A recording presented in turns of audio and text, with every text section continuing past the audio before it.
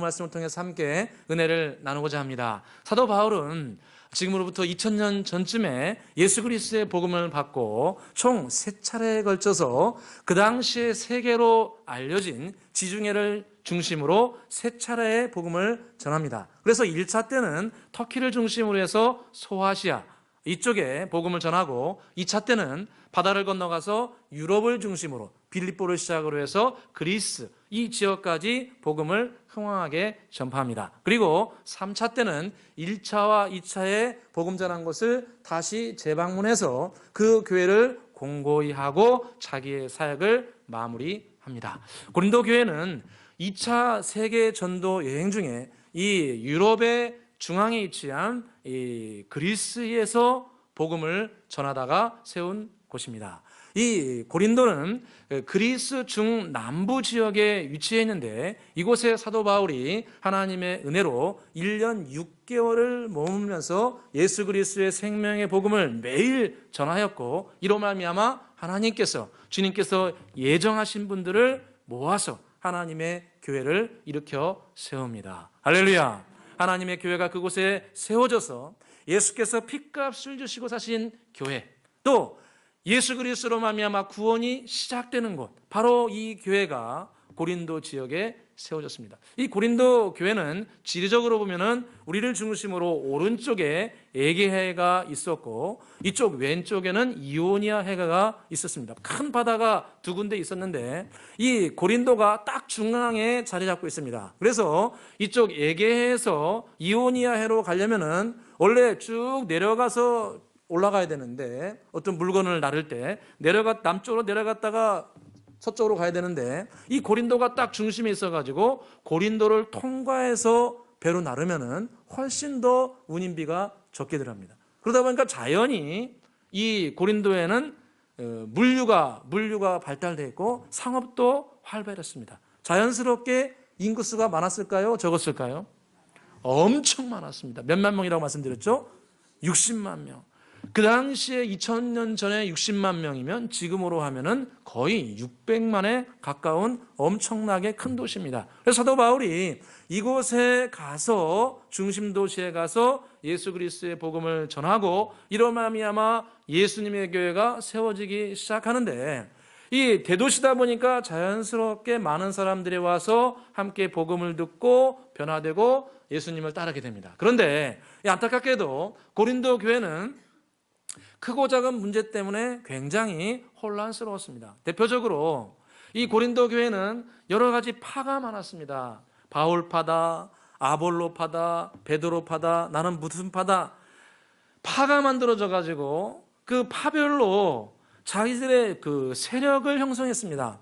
그래서 세력을 형성한 이유는 뭐냐면은 교회 내에서 주도권을 잡고 싶어 했던 겁니다. 교회가 점점 성장하게 되면서 교회 내에서 핵심적인 이 권리를 가지고 있는 사람, 권세를 가지고 있는 사람이 누구인가? 그 라인을 따라서 아볼로파가 힘이 센 것처럼 보이면 그 길로 가기도 하고 바울파가 힘이 센 것처럼 보면 바울파를 따르기도 하고 베드로파가 세게 보이면 거기에 줄을 서기도 하고 그래서 줄을 서가지고 교회 내에서 권리 행사, 권력 행사를 하고 싶어 했던 겁니다. 여러분 예수님께서 이 땅에 오셔가지고 예수를 믿고 따르는 저와 여러분에게 당부하시고 명령하신 것이 있습니다. 그것은 뭐냐면은 섬김 받으려고 하지 말고 섬기라고 하셨습니다. 마가복음 10장 45절에 인자가 온 것은 섬김을 받으려 함이 아니라 도리어 섬기려 하고 자기 목숨을 많은 사람의 대속물로 주려 함이라. 당신의 생명을 이 땅에 가져오셨을 때 하나님이시면서 사람이신 예수께서 이 땅에 오셔가지고 섬김 받으려고 온 것이 아니고 오히려 저처럼 연약하고 여러분처럼 나약하고 우리 모두 연약하고 부족하고 죄에 쉽게 넘어지고 죄의 지배를 쉽게 받는 저와 여러분을 섬기고 돌봐서 하나님 믿는 백성으로 나중에는 죄를 이기는 백성으로 빚기 위해서 우리를 섬기시고 이끌어 가신 줄로 믿습니다. 그래서 저와 여러분도 주님께서 말씀하신 것처럼 섬기고 돌봐서 세워야 되는데 안타깝게도 고린도 교회 내에서는 파벌을 형성해서 세상 하던 버릇, 세상에서 경제권을 가지고 다스리고 주인 노릇하는 것이 똑같이 교회에 가져와가지고 교회에서도 다스리고 말하고 손발로 일하지 않고 뭘로 일해요? 입으로 이래요. 이거 하라 저거 하라. 이런 것들은 주님 앞에 올바른 모습이 아니라는 겁니다. 그래서 이 고린도 교회는 이런 파벌을 형성해서 주도권을 잡으려고 하는 이 일로 말미암아 교회 내에서 분란이 커지고, 또 하나는 안타까운 것이, 오해 없이 들어주시기 바랍니다. 이 고린도 교회는 사도 바울의 목회권을 제대로 인정하지 않았습니다. 사도 바울이 개척한 교회임에도 불구하고 끊임없이 사도 바울의 사도권에 대한 물음표를 던졌습니다. 사도 바울이 정말 사도가 맞냐? 바울이 사도가 맞느냐? 12사도에 정말 속한 사람이냐? 이런 끊임없는 의문을 제기하고, 또 하나는 사도 바울의 질병의 문제. 갈라디아서 말씀 보니까 사도 바울은 안질이 있었다고 말합니다. 눈에 큰 질병이 있어가지고 책을 제대로 못 보기도 하고, 또 입술, 성경에 보니까 이 입술이 짧아서 그런지 이 발음이 부정확했던 것 같습니다. 고린도 후서 10장 10절에 보니까 그들의 말이, 그의 편지들은 무게가 있고 힘이 있으나 그가 몸으로 대할 때는 약하고 그 말이 시원하지 않도다, 이렇게 의미합니다. 아주 글에는 필력이 있어가지고 학문이 뛰어나기 때문에 필력은 뛰어난데, 이 가까이서 대해보니까 몸이 약하다는 겁니다. 몸으로 대할 때는 약하고 그 말이 어떻다고요? 시원하지가 않았다.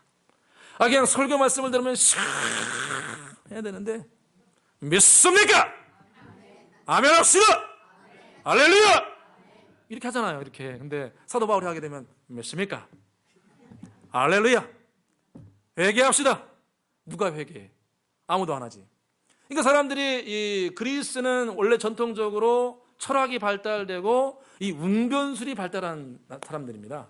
그러니까 주로 하는 일이 뭐냐면은 웅변술 연구하고, 또 이게 철학 연구하고, 이게 생활 패턴이에요. 그러니까 그 사람들은 수백 년, 수천 년 동안 웅변술에 익숙한 사람들입니다. 그러니까 사도 바울이 웬만큼 설교해가지고는 성에 차겠습니까? 안 차겠습니까?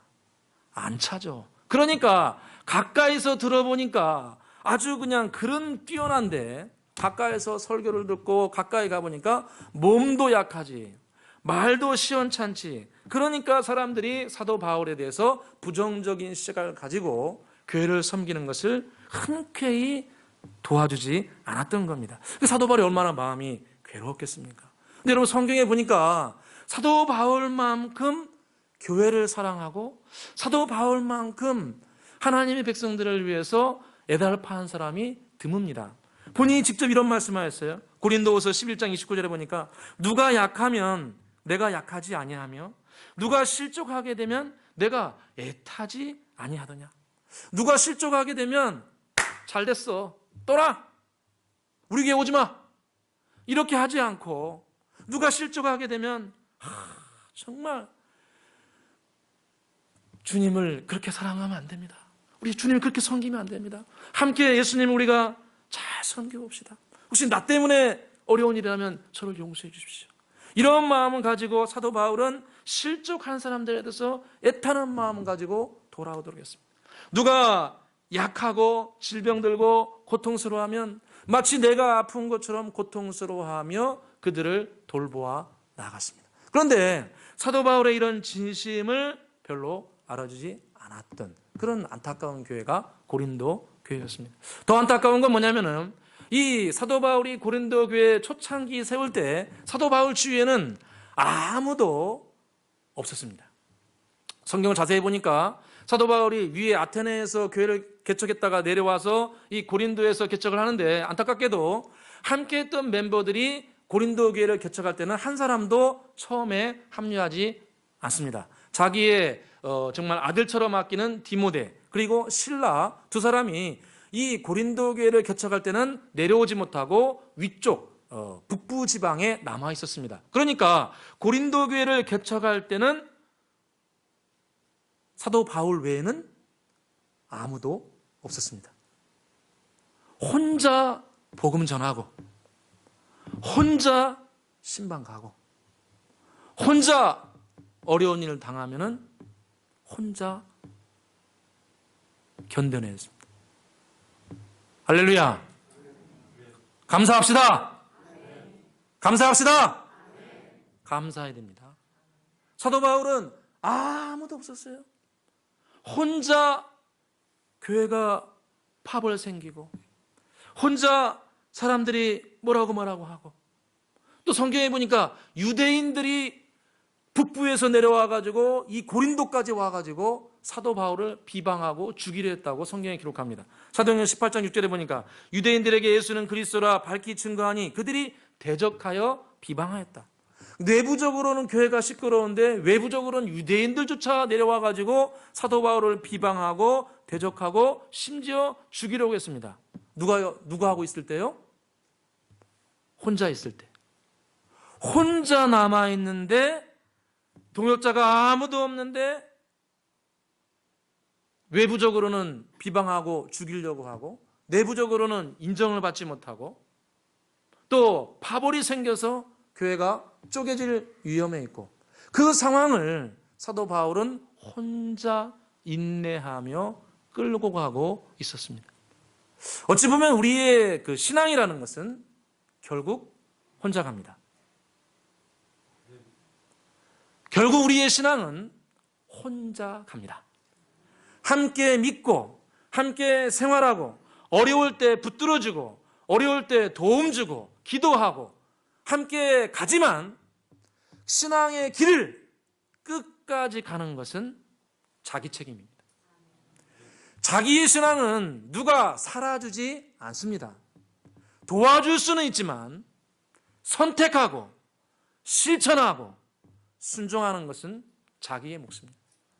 사도 바울이 혼자 이 외로운 전투를 하면서 그 당시의 상황을 자기가 뭐라고 얘기하냐면, 나는 이때 너무나 약하고 두려워하고 나는 심지어 벌벌 떨면서 이 기간을 보냈다고 말씀합니다. 3절을 같이 한번 읽어보겠습니다. 3절입니다. 내가 너희 가운데 거할 때 약하고 두려워하고 심히 떨었노라. 아멘.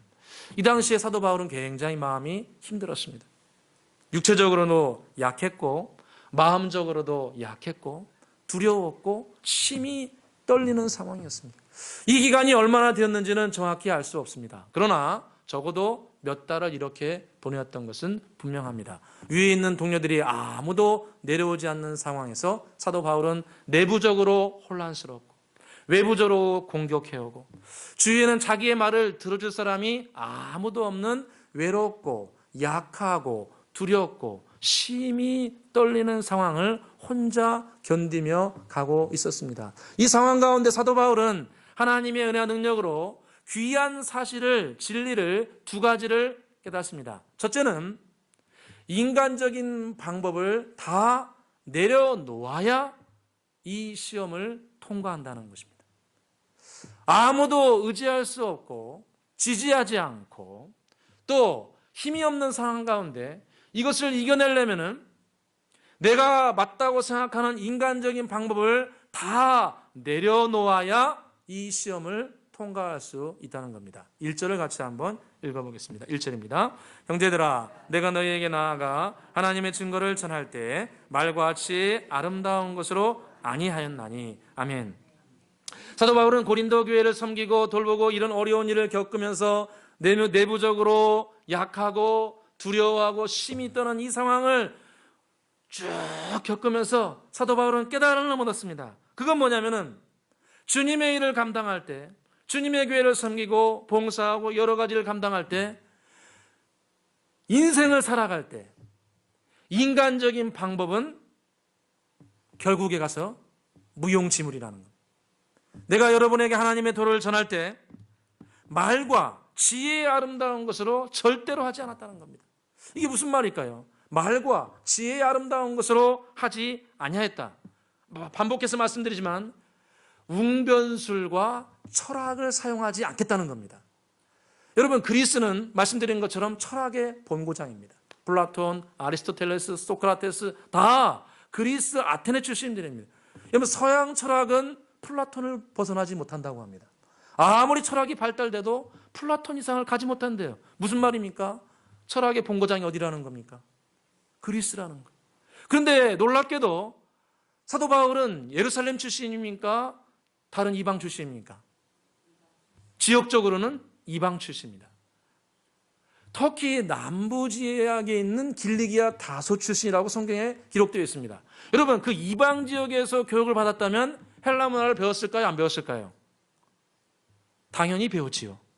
사도 바울이 굉장히 성경에 보니까 유능한 인재로 기록되어 있는데 어렸을 때부터 교육을 받았다면 신앙교육과 함께 그리스 헬라 철학을 배웠을 겁니다. 그런데 사도 바울이 하나님의 은혜로 유럽에 가서 그리스에서 복음을 전하는데 철학의 본고장, 웅변술의 본고장에 오니까 사도 바울이 복음을 전할 때 철학적인 방법을 사용합니다. 웅변술을 사용합니다. 그리스 헬라 철학을 사용하기 시작합니다. 뭐 형상이니 진료니, 형상은 원래 목표하는 것이고 진료라는 것은 그것을 이루어가는 방법인데 그 철학자들에게 설교하면서 여러분, 하나님의 형상을 회복하려면 진료, 예수 그리스도의 복음을 들어야 진료를 사용해서 변화됩니다. 별로 관심 없으시죠?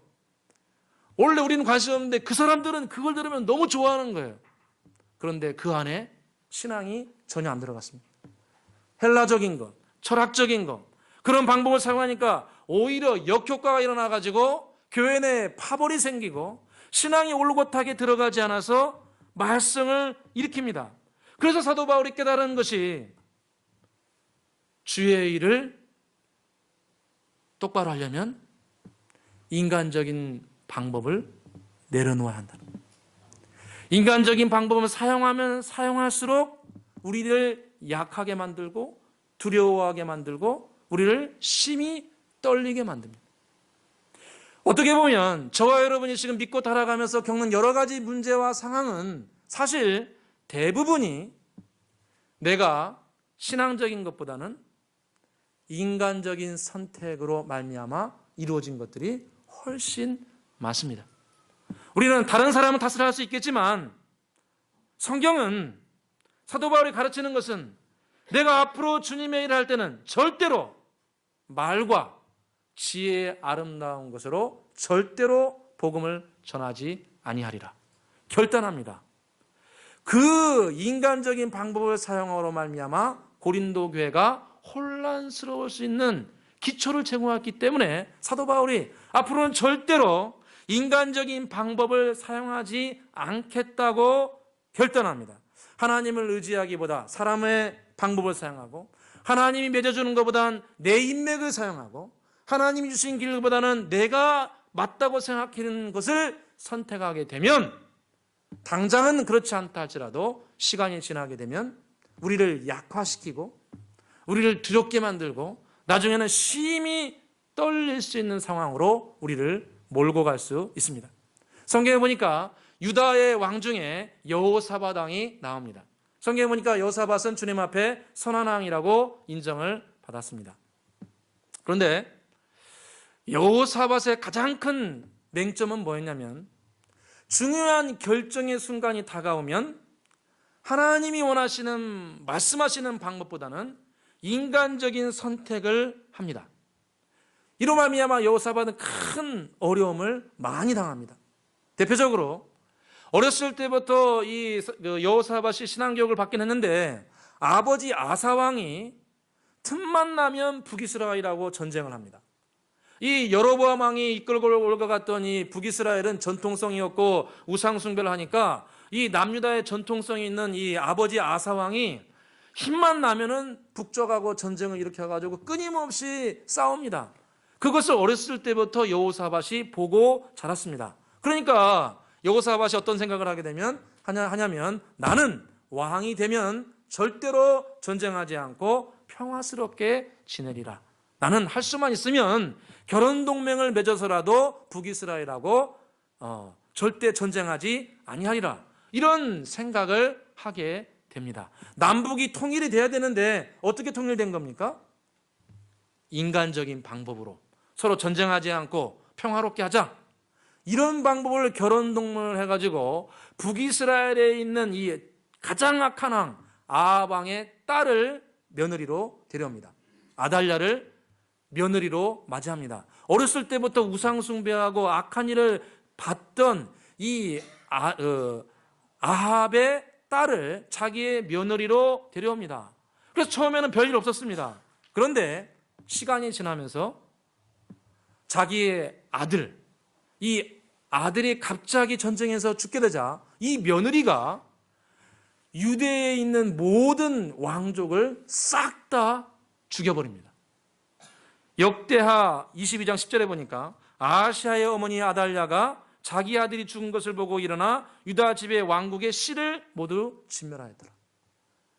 처음에는 전쟁하지 않으려고 결혼동맹 맺어가지고 아무 일 없었는데 5년 10년 지나고 되니까 나중에 그 아들이 죽게 되자 이 며느리가 칼을 들고 유다 왕국 전체를 다, 왕족들을 다 죽여버립니다. 유다를 통해서 누가 오십니까? 메시아가 오십니다. 메시아가 오지 못하도록 이 왕족들을 싹 다 유일하게 한 사람 못 찾아가지고 못 죽입니다.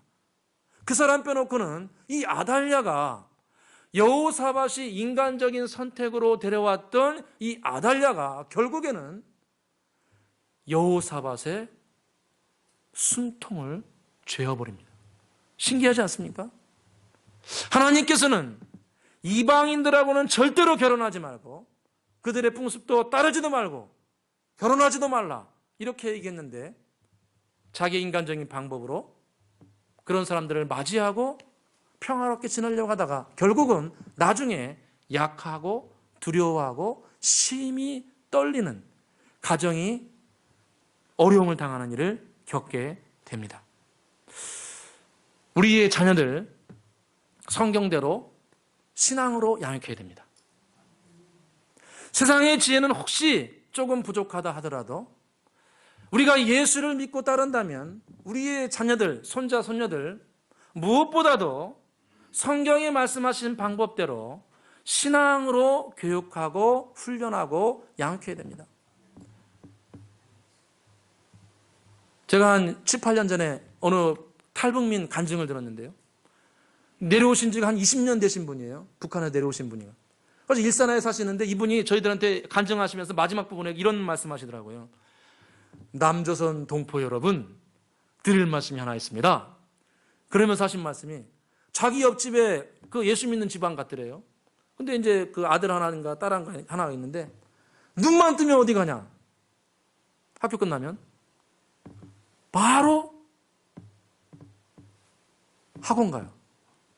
뭐 무슨 학원 계속 학원 가요. 교회에서 무슨 행사 있다 그러면은 아유 그 시간에 공부해야지 어디 가냐고 지금 중간고사 기말고사 어디 가냐고 안 가요. 가지고 뭐 중학교 고등학교 계속 그렇게 계속 학원 다니고 계속 신앙에는 별로 관심 없어요. 나중에 자기는 그랬대요. 같이 살았으니까 나중에 이제 시험 보고 할 때 자기는 뭐 대단한 데 갈 줄 알았대요. 더 이상 말씀 안 드리겠어요. 그러면서 그분이 끝나면서 우리한테 그래요. 남조선 동포 여러분, 예수 믿으면 주님 말씀대로 신앙으로 교육시킵시다. 할렐루야. 예수 믿으면 주님 말씀대로 말과 지혜 아름다운 것으로 하지 말고 주님 말씀대로 신앙으로 교육합시다.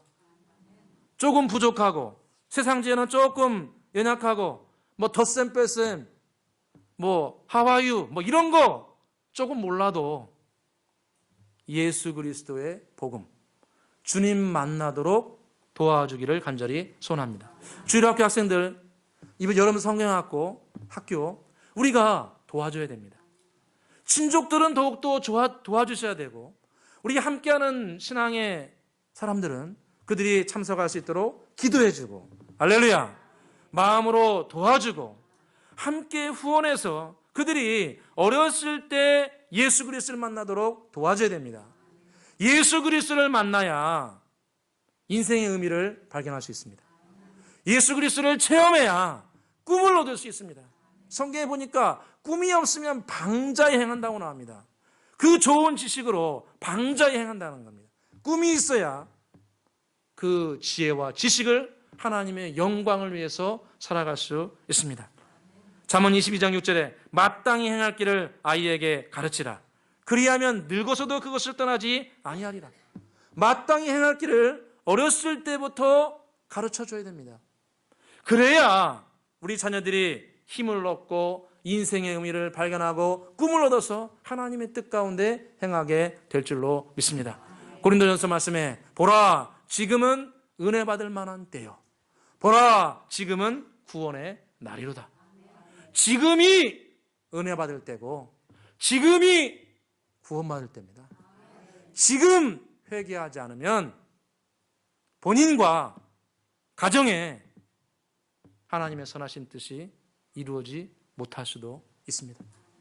우리가 하나님이 원하시는 방법으로 말과 지혜의 아름다운 길을 따르지 아니하고 주님의 길을 따라서 사도 바울처럼 넉넉히 승리하게 되시기를 주의 이름으로 축원합니다. 두 번째로 사도 바울이 이 어려움을 겪으면서 깨달은 것은 뭐냐면 끝까지 예수 그리스도를 바라봐야 승리한다는 겁니다. 2절을 같이 한번 읽어보겠습니다. 2절입니다. 읽겠습니다. 내가 너희 중에서 예수 그리스도와 그가 십자가에 못 박인 것 외에는 아무것도 알지 아니하기로 작정하였습니다. 아멘. 사도 바울이 약하고 두려워하고 심히 떠는 이 상황을 겪으면서 깊이 깨달은 것이 승리하신 예수 그리스도를 끝까지 바라보아야 통과한다는 것. 승리하신 예수 그리스도와 그가 십자가에 못 박히신 것을 계속해서 바라봐야 이 시험을 통과한다는 겁니다. 오늘 말씀에 예수 그리스도와 그가 십자가에 못 박힌 것 외에는 아무것도 알지 아니하기로 작정하였다. 나는 예수 그리스도와 그가 십자가에 못 박히신 것 외에는 그 외에는 알지 아니하기로 작정하였다. 여기서 알지 아니했다는 것이 에이돈이라는 단어인데 그것이 알지 못하였다 이런 뜻이 아니고 그것만을 주목한다는 겁니다. 그 외에는 주목하지 않고 예수 그리스도와 예수 그리스도의 십자가를 주목해서 본다는 겁니다. 저와 여러분은 승리하신 예수 그리스도를 주목해서 봐야 됩니다. 예수 그리스도는 승리하셨습니다. 십자가에서 이미 다 승리했어요. 죄와 사망 권세를 승리하셨고 재정도 승리하셨고 질병도 이미 다 예수님은 승리하셨습니다. 저가 채찍에 맞음으로 너희가 나음을 입었도다. 이미 예수님은 승리의 길을 열어오셨고 그 길을 밟고 지나가셨습니다. 그 밟고 지나가신 예수 그리스도를 저와 여러분이 주목해서 봐야 된다는 겁니다. 상황이나 사건에 주목하는 것이 아니고 이미 승리하고 우리를 앞서가신 예수 그리스도를 주목해서 볼 때 우리도 함께 승리하게 된다는 겁니다. 먼저 밟고 걸어가신 예수 그리스도를 우리가 주목해서 바라보면 예수 그리스도의 은혜와 능력이 우리 가운데 흘러와서 내가 곧 길이요 진리요 생명이라 말씀하셨는데 예수님의 길을 따라가면 우리도 승리의 길을 갑니다. 예수님을 바라보게 되면 우리에게도 생명의 길이 들어오게 됩니다. 여러분 신약성경에 보니까 예수님께서 갈릴리 바다가 휘몰아치고 바람과 바다가 휘몰아치는데 그때 예수님께서 그 바람과 바다를 밟고 오십니다. 그 바람과 바다를 밟고 조복 걸어오세요. 지금 제자들은 어떻게 할지 몰라가지고 노를 젓고 있는데 예수님은 그 무리를 밟고 걸어오세요. 그러니까 사도 베드로가 뭐라고 합니까? 주여 만일 주님이시거든 나를 명하여서 나도 무리를 걷게 하여 주시옵소서. 할렐루야. 여러분 밟기를 원하십니까? 성경에 보니까 원해야 길이 열립니다. 주여 만일 주님이시거든 저에게 명하셔서 저도 주님처럼 밟게 하여 주시옵소서. 밟고자 하는 자들에게 길이 열립니다. 승리하고자 하는 자들에게 길이 열립니다. 강건하게 원하는 자들에게 강건함이 옵니다. 축복받고자 하는 자들에게 축복이 옵니다. 주님 뭐라고 말씀하십니까? 오라고 말씀합니다. 그 사도 베드로가 예수님 말씀을 그대로 믿고 예수님 바라보면서 따라갑니다. 마가복음 14장 29절에 보니까 오라 하시니 베드로가 배에서 내려 무리를 걸어서 예수께로 가더라. 누구에게로 갔습니까? 예수께로. 그 바람과 바다를 밟고 계신 예수께로 갔습니다. 그러니까 저와 여러분이 진짜 밟으려면은 누구를 봐야 된다는 겁니까? 예수를 봐야 됩니다. 십자가에서 모든 죄를 사하시고 사망관세를 이기시고 죽음을 이기시고 질병을 이기시고 가난을 끊으시고 우리에게 생명을 주신 예수 그리스도를 우리가 집중해서 볼 때 우리도 밟고 걸어가는 겁니다. 그런데 사도 베드로가 큰 파도가 한번 쫙 몰려왔어요. 우리 동해바다처럼 그냥 쫙 큰 파도가 한번 쫙 몰려오니까 아이고 죄송합니다. 큰 파도가 확 몰려오니까 베드로가 예수님 바라보다가 갑자기 시선을 바꿔가지고 파도를 바라봤습니다. 우와, 큰일 났네, 큰일 났어. 또 질병이 찾아왔는데, 아이고 엑스레이 찍어보니까 CT 촬영해보니까 또 걸렸대. 이놈의 병은 또 왔어. 아이고 새로 시작했는데 또 누가 또 안 된다고. 저 인간 또 나타났다는. 이러면서 누군가 확 찾아옵니다. 그때 파도를 바라보니까 베드로가 빠집니다. 방금 전까지만 하더라도 승리하신 예수 그리스도를 바라보며 밟고 지나갔는데 큰 파도를 보니까 빠지고 맙니다. 마태복음 14장 29절에 보니까 그 파도를 보고 베드로가 빠졌더라 기록합니다. 저와 여러분이 누구를 보느냐에 따라서 밟고 지나갈 것인가 아니면 빠질 것인가 결정이 납니다. 아무리 우리가 시험이 들었고 어려운 일을 당했다 할지라도 주님 바라보면 시험 안 듭니다. 승리합니다. 안 보니까 시험 드는 거예요. 안 보니까 파도가 더 커 보이니까 자기 문제가 더 커 보이니까 자존심 좀 상한다고 기분 좀 나쁘다고 어린애입니까? 그 바람과 파도를 보다가 결국은 사도 베드로가 물속에 빠지게 됩니다. 그 주님께서 말씀하신 것이 믿음이 작은 자여 왜 의심하였느냐. 주님을 바라보라고 말씀합니다. 저와 여러분이 믿음의 주요 온전하게 하시는 이인 예수를 바라볼 수 있기를 간절히 소원합니다. 믿음의 주요 온전하게 하시는 이인 예수를 바라보자. 요셉은 17살 때부터 30살 되기까지 줄기차게 누구를 바라봅니까? 여호와 하나님을 바라봅니다. 애굽으로 팔려갈 때도 여호와 하나님을 바라보고 그 이쁘장한 여자 누굽니까? 보디발이 유혹할 때도 누굴 바라봅니까? 그 여자 봤어요? 하나님 봤어요? 얘기해 주세요. 그 여자 봤어요? 하나님 봤어요? 내가 어찌 여호와 앞에 이렇게 악을 행하여 득지하리까? 주님을 바라볼 때 죄를 이기게 됩니다. 감옥에 끌려갔을 때 누구 바라봅니까? 주님 바라봅니다. 사람 봤으면 시험 들었을 거예요. 술 맡은 관원장의 꿈을 해석해줘가지고 그 술 맡은 관원장한테 제발 나를 잊지 말라고 했는데 그 사람이 보답합니까? 안 합니까? 안 합니다. 보답하지 않을 때 원망하지 않고 누구를 바라봅니까? 하나님 바라봅니다. 그리고 13년이 지난 후에 30살 되었을 때 드디어 주님께서 그를 감옥에서 일으켜 세우고 그 당시에 세계 최강대국의 최고 높은 자리 총리의 자리에 그를 우뚝 세웁니다. 애굽의 바로가 말하기를 너와 같이 하나님의 신에 감동된 사람은 없도다. 여호와께서 너에게 지혜와 명철을 주셨으니 너처럼 성령에 감동된 사람이 없도다.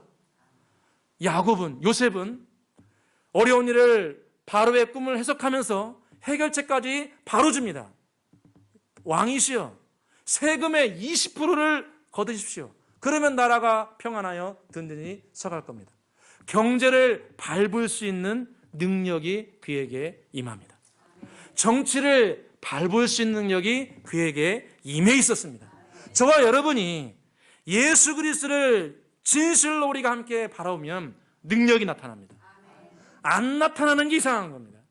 주님 바라보면 경제를 다스릴 수 있는 능력이 반드시 옵니다. 가정을 이끌어갈 수 있는 능력이 반드시 임합니다. 주님 바라보면 건강의 축복 반드시 임합니다. 아멘 합시다. 주님께서 주님을 바라보십시오. 큰 파도가 몰려올 때 그 파도에 주목하지 말고 파도를 밟고 계신 예수 그리스도를 지속적으로 바라보시고 승리하게 되시기를 주의 이름으로 축원합니다. 기도하겠습니다. 사랑과 은혜가 풍성하신 아버지 하나님, 우리의 삶 가운데 끊임없는 고통과 절망과 질병이 찾아오는 것을 봅니다. 오늘 사도 바울이 말하기를 내가 약하고 두려워하고 심히 떨었다고 고백했습니다. 환경으로, 사람으로, 질병으로 약하고 두려워할 때 나의 인간적인 노력과 방법들을 다 내려놓고 승리하신 예수 그리스도를 지속적으로 바라보게 하여 주시옵소서. 믿음의 주여 온전하게 하시는 예수를 바라봄으로 이 모든 문제를 당당히 밟고 걸어가게 하여 주시옵소서. 주님께서 이미 밟고 걸어가셨사오매 부족한 저희들도 주님의 길을 본받아서 함께 밟게 하여 주시옵소서. 질병을 밟게 하시고 재정을 밟게 하시고 사람들을 사랑하는 능력으로 충만하게 하여 주옵소서. 감사와 영광을 돌려오며 예수 그리스도의 이름으로 기도드립니다. 아멘. 찬송가 50장 부르시면서 준비한 예물 올려드리겠습니다.